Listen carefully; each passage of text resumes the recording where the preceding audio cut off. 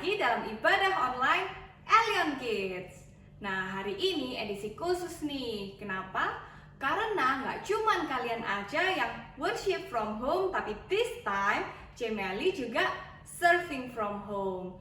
Meskipun sekarang kondisi lagi sulit, mungkin ada kamu atau keluarga kamu yang sedang terpapar virus corona, remember this, you are not alone, okay? Kami semua akan selalu mendoakan kalian.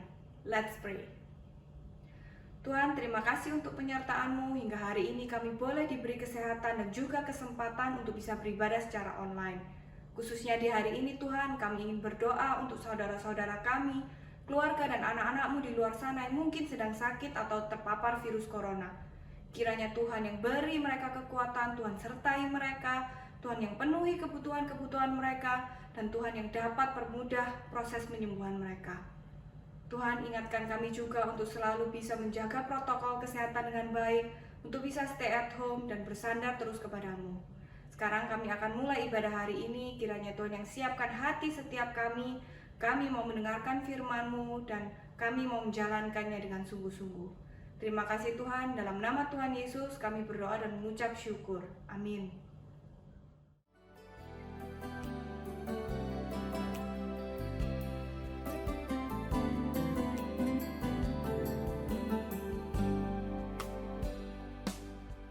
Terima kasih Tuhan untuk kasih setiamu yang ku alami dalam hidupku.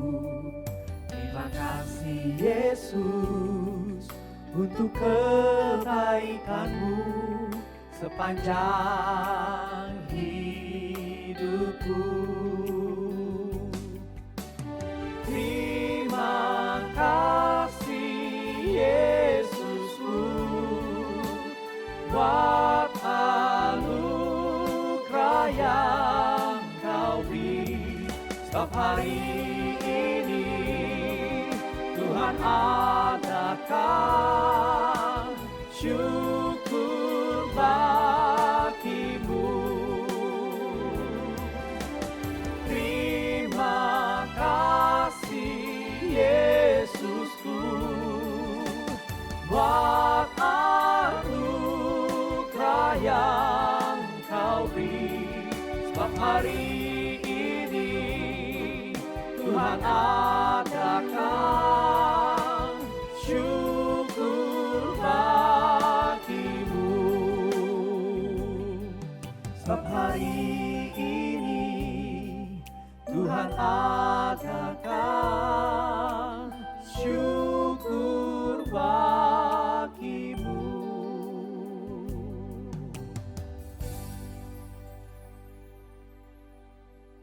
Halo guys, perkenalkan aku Pinky.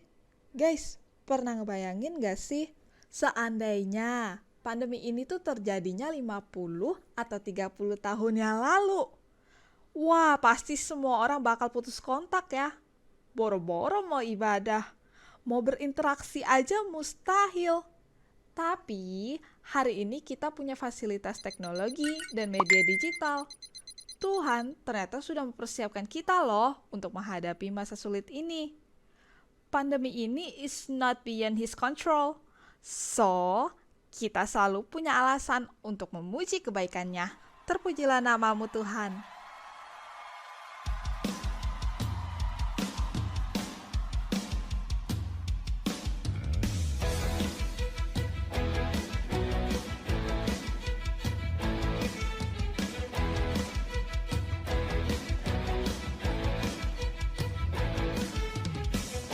Terpujilah nama-Mu Tuhan, kuat dan penuh kemuliaan. Satu suara kami nyatakan, kebesaran-Mu tetap selamanya. Terpujilah nama-Mu Tuhan, ajaib dan penuh keagungan. Satu hati kami nyatakan, kerajaan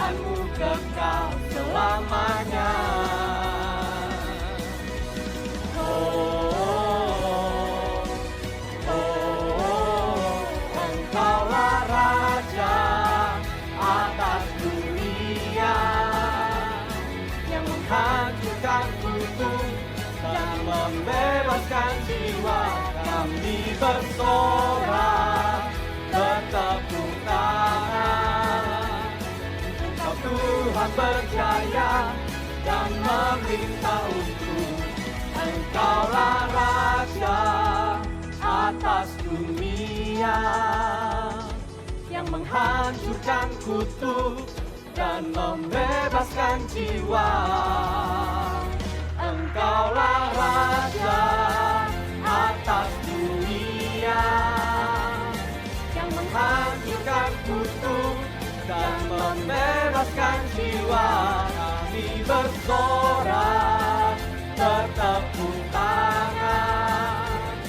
Engkau Tuhan berjaya dan memerintah untuk, Engkaulah Raja atas dunia, yang menghancurkan kutuk dan membebaskan jiwa. Kami bersorak, bertepuk tangan.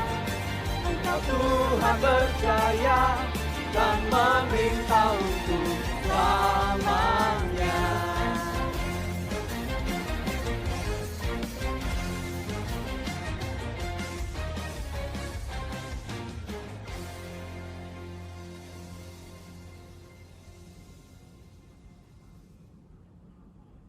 Guys, kamu sudah dengar beritanya belum? 15 rumah sakit besar di Surabaya sudah penuh dan gak mau terima pasien COVID lagi. Lah, terus piye? Aduh, ini lagi. Temanku ada yang positif, guys. Tuh. Wah, breaking news nih, guys. Hari ini tuh pecah rekor. Ada 27.000 orang di Indonesia yang terpapar COVID. Aduh, tiap hari baca berita kok serem mencekam ya guys ya. Berasa kayak mau apokalips nggak sih? Guys, meskipun kamu di rumah, pikiranmu bisa aja kalut dan gak tenang. Itu sangat dipengaruhi oleh apa yang kamu biarkan masuk ke dalam pikiranmu. Ingat ini guys, semakin kita tidak berdaya, semakin kita harus ingat bahwa hanya Yesus yang menjadi sandaran kita. Ia sudah membuktikannya di kayu salib. Hanya kau.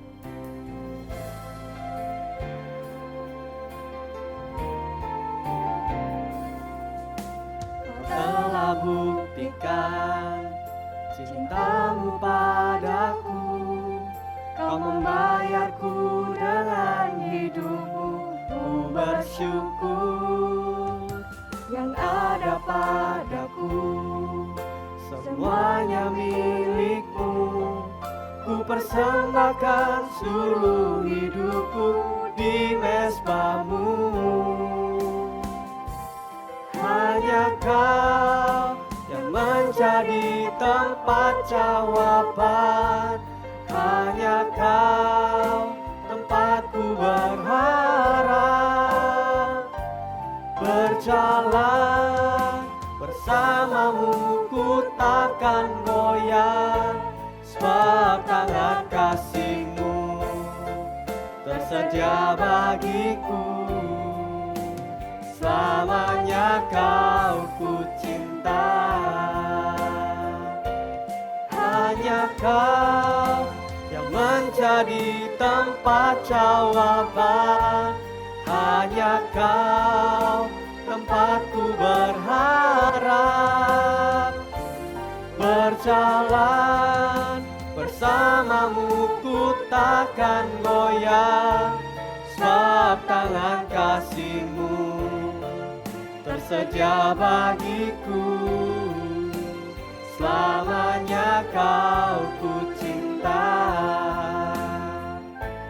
sebab tangan kasih-Mu tersedia bagiku.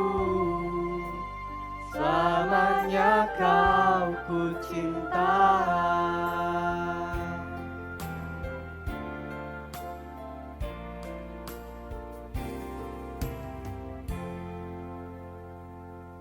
Halo adik-adik, Bersyukur kita kembali lagi bersama-sama mau belajar firman Tuhan melalui topik menjumpai Allah lewat persembahan.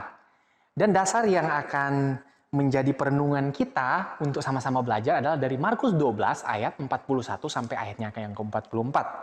Namun sebelum kita jauh mau belajar, kita berdoa ya. Tuhan Yesus, pimpin kami mau belajar kebenaran firman-Mu. Tuhan yang menuntun kami sehingga kami boleh dapat melakukan apa yang firman Tuhan katakan. Namun lebih daripada itu, berikan kami fokus supaya kami tahu pesan Tuhan. Urapi juga hamba-Mu yang penuh dengan keterbatasan sehingga boleh menyampaikan firman Tuhan. Di dalam nama Tuhan Yesus kami berdoa. Amin. Adik-adik, kakak ajak kita semua baca ayat yang ke-41 dari pasal yang ke-12 kitab Markus. Sekali lagi, pasal ke-12 kitab Markus ayat 41 sampai ayatnya yang ke-44. Kakak bacakan untuk kita semua.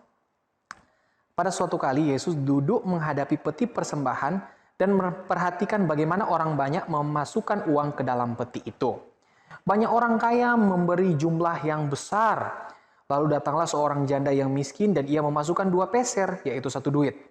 Maka dipanggilnya murid-muridnya dan berkata kepada mereka, "Aku berkata kepadamu, sesungguhnya janda miskin ini memberi lebih banyak daripada semua orang yang memasukkan uang ke dalam persembahan. Sebab mereka semua memberi dari kelimpahannya, tetapi janda ini memberi dari kekurangannya. Semua yang ada padanya, yaitu seluruh nafkahnya." Nah adik-adik, dari sini kita bisa melihat ya, ada hal yang unik kalau kita mau gali. Kenapa? Persembahan sering digandengkan dengan istilah sumbangan. Namun ternyata persembahan dan sumbangan itu jelas berbeda loh. Nah sekarang kakak mau tanya, apa sih perbedaan sumbangan dan persembahan? Nah, orang bisa aja mengatakan kalau persembahan dan sumbangan itu bisa berbeda. Namun perbedaannya apa? Kalau bilang persamaannya pasti orang bilang ya sama lah. Persembahan dengan sumbangan, samanya sama-sama memberi. Oh oke lah, sama-sama memberi. Nah sekarang kakak mau tanya, kalau perbedaannya justru di mana? Banyak orang mengira adik-adik memberikan persembahan dalam ibadah itu adalah sama saja dengan memberikan sumbangan atau kontribusi. Ternyata jelas berbeda loh adik-adik. Nah adik-adik di sini ya kita perlu lihat perbedaan persembahan dengan sumbangan. Yang pertama, sumbangan itu diukur dari besarnya dan cenderung kepada pribadi atau tempat yang memerlukan bantuan. Nah itu sumbangan. Cenderung kita berikan kepada pribadi-pribadi atau tempat-tempat yang memerlukan bantuan. Sedangkan persembahan itu bukan memerlukan bantuan. Tetapi persembahan yang kita diberikan itu diukur dari rasa syukur yang memberikan persembahan. Jadi persembahan itu identik ketika kita memberikannya kepada Tuhan. Dan Tuhan tidak kekurangan. Dan kita tidak sedang membantu Tuhan. Namun ketika kita memberikan persembahan, kita sedang mengucap syukur kepada Tuhan. Adik-adik, pemberian dengan pemberian pun ternyata juga bisa berbeda. Loh, kok ini pemberian dengan pemberian? Jelas-jelas katanya sama. Jadi otomatis maknanya sama pula. Belum tentu adik-adik. Misalnya ya, kakak katakan pemberian dengan pemberian, tetapi di dalam makna memberikan persembahan. Kakak bisa aja bilang begini, kakak berikan persembahan kasih, begitu ya. Kakak berikan persembahan kasih kepada gereja yang sedang membangun. Nah berarti gereja yang sedang membangun itu karena ada kebutuhan tertentu yang perlu dipenuhi, maka kakak memberikan sumbangan. Nah tapi kalau bicara tentang persembahan sebagai wujud syukur, nah jelas akan berbeda lagi. Persembahan wujud syukur itu justru lebih terarah kepada Tuhan. Karena kakak mau bersyukur, bukan karena Tuhan kurang, tapi karena kakak merasa, wah kakak terlalu diberkati, kakak terlalu dilimpahi, maka kakak mau memberikan persembahan. Nah jadi jelas ya, pemberian dan pemberian bisa berbeda melalui kata persembahan dengan sumbangan. Walaupun kata persembahan dan sumbangan itu sama-sama ada nilai memberi, tapi ketika berbicara tentang pemberian dan pemberian bisa jadi beda. Nah bedanya apa? Di motifnya. Jadi motivasi kita memberikan itu apa? Oke? Nah adik-adik, di sini kita bisa melihat bahwa ada banyak hal yang ternyata sering menjadi kekeliruan ketika kita memberi persembahan. Kita selalu merasa, oh memberikan persembahan itu hanya sekedar rutinitas aja kalau datang ibadah sekolah minggu dan ibadah-ibadah lainnya. Cuman kalau dari cerita yang kita baca tadi, kita bisa melihat bagaimana cara Tuhan Yesus mendidik para murid. Suatu kali Tuhan Yesus duduk di dekat kantong persembahan. Di dekat peti persembahan itu Tuhan Yesus melihat ada orang kaya yang memberikan persembahan yang jumlahnya banyak. Namun di sisi lain ada seorang janda yang memberikan sumbangannya itu sangat sedikit. Cuman poinnya di sini Tuhan Yesus bilang bahwa persembahan si janda itu lebih berkenan di hadapan Tuhan. Loh kok bisa? Kan dia berikan sedikit tuh. Kan berarti pelit. Nah, mari kita lihat lebih lanjut. Kenapa persembahan itu lebih berkenan di hadapan Tuhan? Yang dimaksudkan kakak persembahan yang lebih berkenan di hadapan Tuhan adalah persembahan janda si miskin. Padahal kan sedikit kan? Kok bisa lebih berkenan di hadapan Tuhan? Mari kita lihat perbedaan pemberian orang kaya dan orang yang miskin tadi. Si janda miskin. Orang kaya adik-adik itu memberi dari kelimpahannya. Misalnya uangnya itu 1 miliar, nah dia persembahkan 10 juta. Wah itu banyak banget kan? Wah itu luar biasa, orang bisa aja puji-puji. Nah tapi misalnya janda ini, dia memberikan persembahan itu dari kekurangannya. Dia misalnya cuma punya uang itu 5.000. Dia berikan semuanya. Nah adik-adik ini luar biasa. Semua yang ada pada dia, itu cuma 5.000 nominal uangnya. Dan dia berikan semuanya untuk Tuhan. Nah jadi jelas ada perbedaan. Walaupun janda itu memberikan cuma sedikit, tapi dinilai Tuhan itu sangat banyak. Kenapa? Karena dia memberi dari kekurangannya. Adik-adik tahu nggak? Pada saat janda itu memberi dari kekurangannya, bisa aja janda itu meresikokan kebutuhan makannya sehari. Duh, kalau saya memberikan persembahan semua nih, nanti saya nggak makan. Tapi janda itu mau memberikan persembahan. Nah, di sini ada yang namanya motif bersyukur. Nah, hatinya yang mau bersyukur membuat dia memberikan persembahan. Sekalipun dia nantinya akan merasa kekurangan. Karena dia merasa, sejauh ini yang pelihara saya bukan uang itu, tetapi Tuhanlah yang memelihara saya. Makanya saya mau memberikan yang terbaik buat Tuhan. Nah, itulah yang membuat persembahannya berkenan di hadapan Tuhan. Dia memberi dari kekurangannya. Terus yang berikut adalah, si orang kaya ini memberikan sebagian dari yang dia punyain. Dan belum tentu pun sebagian yang dia persembahkan. Nah, jadi jelas ya, orang kaya yang memberikan sebagian atau belum tentu sebagian yang dari dia yang punyain, cuman karena banyaknya yang dia masukin di dalam kantong atau kotak persembahan, membuat orang bisa puji dia. Tetapi orang bisa abaikan si janda miskin karena pemberiannya sedikit banget. Tapi Tuhan puji. Kenapa? Dia memberi dengan hati yang bersyukur. Karena bagi dia, perjumpaan dengan Allah itu melalui ibadah tidak lepas juga dari melalui memberikan persembahan. Karena dengan memberikan persembahan, kita sedang membawa hati kita yang tulus di hadapan Allah dengan mengatakan, Tuhan, inilah wujud syukurku di hadapanmu, aku berikan persembahanku, dan kiranya engkau berkenan. Dan di situ Tuhan melihat hatinya. Nah adik-adik, di situ janda ya, ketika dia memberikan semua yang ada pada dia, sebenarnya janda ini dapat uang itu pun bisa jadi dari bait Allah. Bait Allah kasih uang itu untuk menafkahi janda itu. Oke janda, kamu tak kasih uang sekian untuk makan sehari. Tapi malah janda itu persembahkan ke kantong persembahan atau kotak persembahan. Kan sombong tuh janda itu. Kok dia bisa begitu? Nah adik-adik, janda ini bukan sombong. Tapi dia mau belajar bersyukur kepada Tuhan. Makanya dia memberikan persembahan. Dengan suatu keyakinan bahwa Allahku yang memeliharaku sampai sejauh ini adalah Allah yang sama yang akan memeliharaku sekarang sampai ke depan. Jadi motifnya jelas-jelas berbeda ya adik-adik. Nah, dari sini apa yang bisa kita petik? Nah adik-adik, yang pertama kita bisa belajar bahwa memberi yang sesungguhnya adalah berkorban. Kerelaan kita memberi yang terbaik.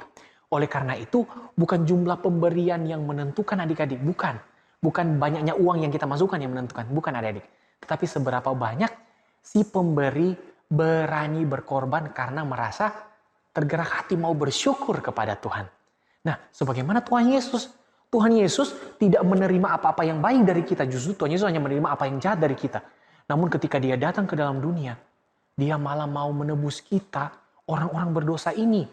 Tuhan Yesus tidak meraup keuntungan dari kita. Namun Tuhan Yesus mau memberikan kita keuntungan dengan mengorbankan hidupnya. Dan inilah kesukaan kita. Yuk kita mau belajar bersyukur bersama-sama kepada Tuhan Yesus lewat hal ini. Melalui tindakan-tindakan sederhana dengan memberikan persembahan. Nah, dan berikut yang bisa kita pelajarin adalah memberi yang sesungguhnya acap kali tidak mempertimbangkan diri. Jadi sekali lagi, memberi yang sesungguhnya itu seharusnya tidak mempertimbangkan diri yang berlebih-lebihan begitu adik-adik. Seperti misalnya contoh ya, kakak mau bagikan makanan kakak ke kalian yang ada di sana.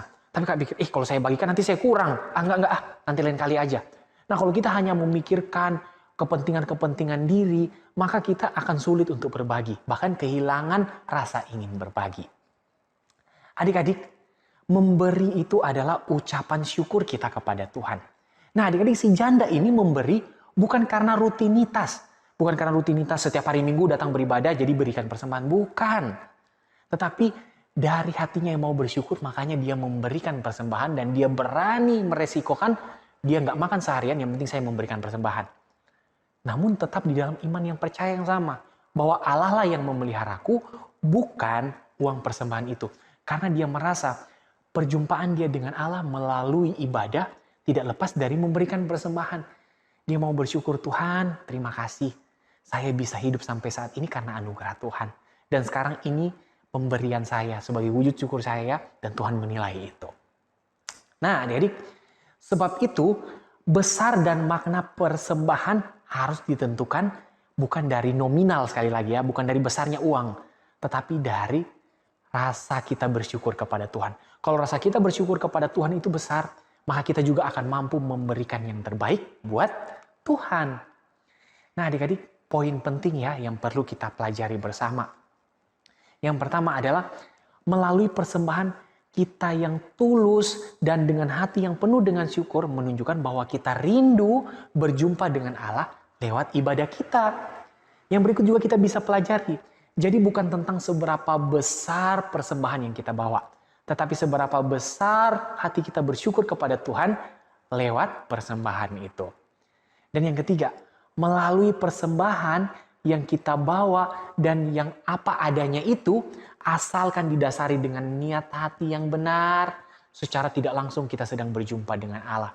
Kita sedang berinteraksi dengan Allah lewat ucapan terima kasih, bentuknya persembahan. Dan yang berikut kita bisa katakan, kita membawa persembahan kita sebagai wujud syukur kita kepada Allah, dan Allah pun menilai kita dari apa yang kita berikan. Jadi kita munculkan pertanyaan lagi, apa artinya saya pelajari semua ini? Nah yang pertama, ketika kita menyadari penting tentang konsep persembahan yang benar, kita juga belajar yang berikut. Kisah ini memberikan kepada kita arahan bagaimana seharusnya kita memberi. Oke, jadi harus bedakan. Kita memberi sumbangan sama memberikan persembahan. Kita memberikan persembahan itu sebagai wujud syukur kita. Sumbangan sebagai tindakan kita yang mau membantu. Nah, dan hal ini juga mengingatkan kita tentang keadaan kita. Bahwa tanpa Tuhan kita bukan siapa-siapa. Jadi uang bukan pemelihara kita. Tapi Tuhan memelihara kita. Bisa lewat uang dan lain sebagainya. Dan Tuhan mau menuntut kita, bagaimana sih cara kita bersyukur dengan hati yang tulus lewat persembahan-persembahan itu? Nah, adik-adik, memang kita ya belum bekerja, kita belum memiliki penghasilan, kita belum memiliki harta benda yang mewah-mewah. Namun itu bukan menjadi alasan untuk kita tidak bisa bersyukur dengan memberikan persembahan. Justru di dalam kesederhanaanlah Tuhan pengen lihat kita. Apa sih yang mau kamu berikan kepadaku? Ayo saya lihat. Kamu punya banyak, cuma kamu aja yang gak sadar. Ayo berikan apa yang tulus yang daripadamu. Percuma berikan yang banyak-banyak terus gak tulus, hitung-hitungan dan lain sebagainya. Apalagi dengan motif memberikan yang banyak untuk pamer-pameran. Aduh, malah itu sia-sia, rugi. Jadi kalau persembahan cuma untuk pamer-pameran, Tuhan bilang itu tidak berguna. Nah, jadi bagaimana dengan kita?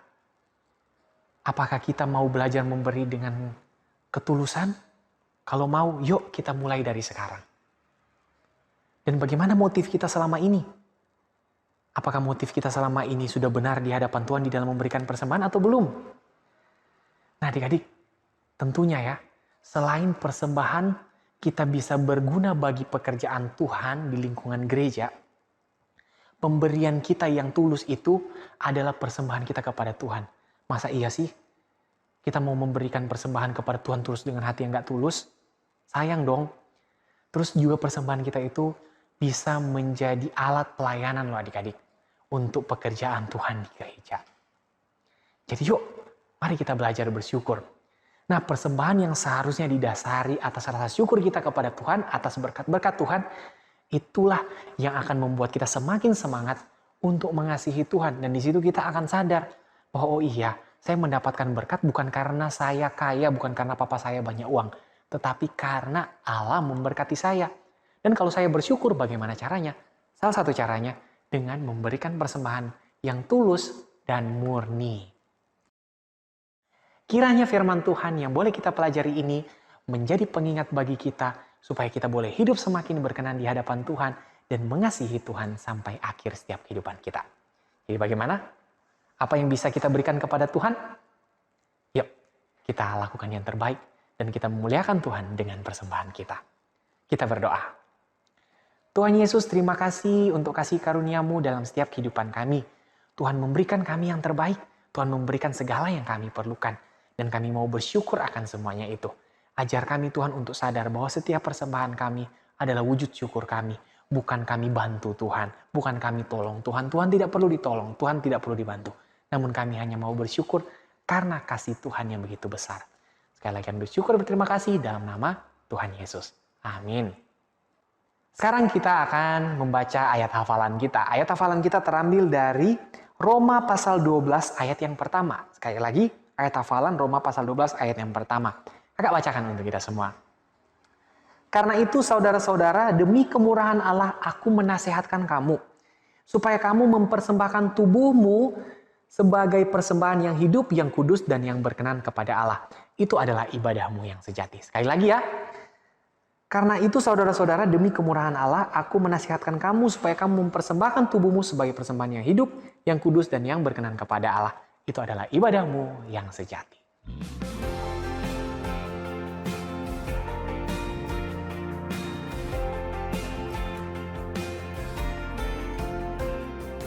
Amatlah senang dan bahagia, sandar pada lengan yang kekal. Amat besarlah damai berkatnya, sandar pada lengan yang kekal. Sandar, sandar, ku aman tiada bahaya. Sandar, sandar, sandar pada lengan yang kekal.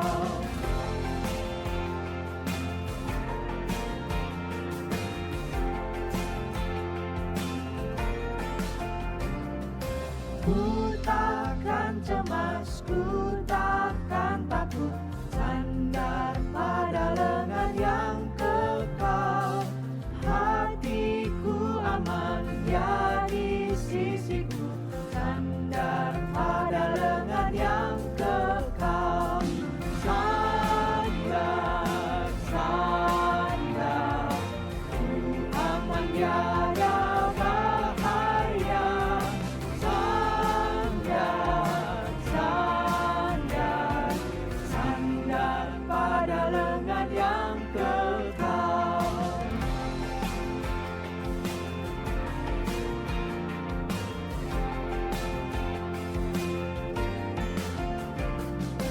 Amatlah senang dan bahagia, sandar pada lengan yang kekal.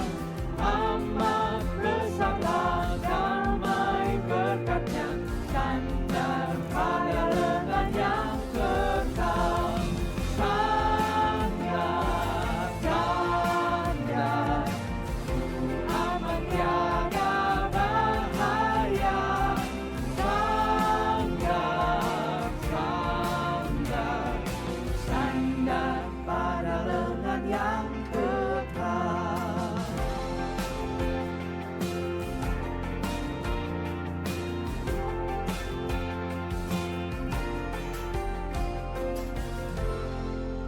Guys, ingat ya untuk terus bersandar kepada lengan yang kekal dari Tuhan kita.